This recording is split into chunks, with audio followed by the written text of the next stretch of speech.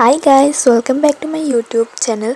So আজি মই আপোনালোকৰ ওচৰলৈ লৈ আনিছো পোলাও ৰেচিপি। তেতিয়াহলে দেৰি নকৰাকৈ ভলগ ভিডিওটো ষ্টাৰ্ট কৰো।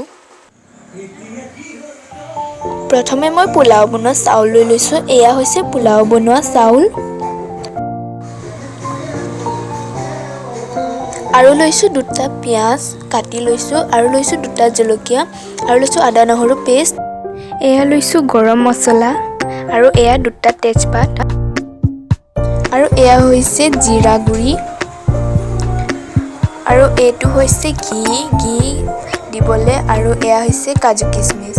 প্ৰথমতে মই কুকাৰটো গৰম হোৱাৰ পিছত ৰিফাইন তেল অকন দিছো আৰু তেজপাত দুটা ভাজি লৈছো আৰু দিছো কাজু কিশমিশ খিনি।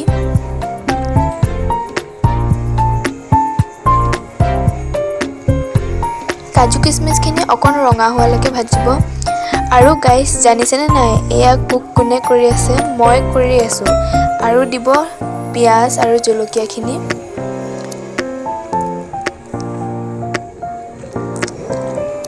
অকমান দেৰি ভজাৰ পিছত ইয়াত আমি আদা নহৰু পেষ্ট খিনি দি দিম। পিয়াজ খিনি অকন ৰঙচুৱা হোৱালৈকে ভাজি থাকিব। কাৰণ মই বনাই আছো সেইবাবে কাজু কিশমিশ খিনি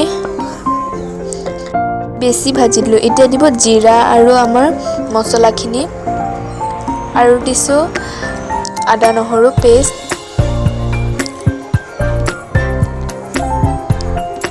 এতিয়া এই গুটেইখিনি ভালদৰে ভাজি থাকিব। চাউলখিনিৰ লগতে হালধি দি দিছো আৰু আপোনালোকে বিচাৰে তেতিয়াহলে তাত চেনি অকমানো দি দিব পাৰে। মই চেনি অকমানো দি দিছো। এতিয়া গুটেইখিনি ভালদৰে লৰাই থাকিব। ইয়াত আমি দি দিছো ঘি অকমান।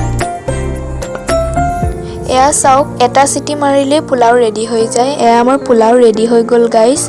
ৰেচিপিটো ঘৰত ট্ৰাই কৰি চাব। যদি ভিডিওটো ভাল লাগিল তেতিয়াহলে লাইক কৰিব, শেয়াৰ কৰিব আৰু মোৰ চেনেলটো সাবস্ক্ৰাইব কৰিবলৈ নাপাহৰিব।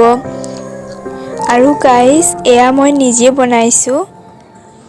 পোলাও ৰেচিপিটো মই নিজে বনাইছো। সো গাইস আকৌ নতুন ভিডিও এটাত লগ পাম। তেতিয়ালৈকে বাই বাই।